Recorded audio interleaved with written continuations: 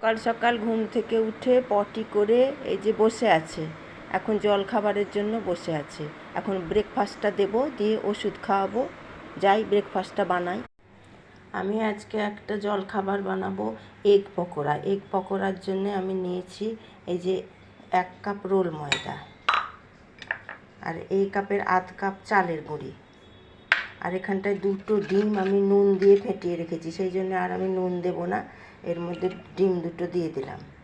আর এই যে পেঁয়াজ কুচি আর লঙ্কা কুচি দিয়ে এটা একটু জল দেব।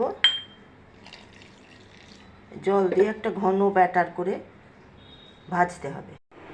ঘনত্বটা আমি তোমাদের দেখিয়ে দিই। ঠিক এই ঘনত্বের একটা ব্যাটার করেছি। আর এই যে কড়াইয়ে আমি তেল বসিয়ে দিয়েছি। এবার কড়াইয়ের মধ্যে তেলটা গরম হয়ে গেছে। এবারে এই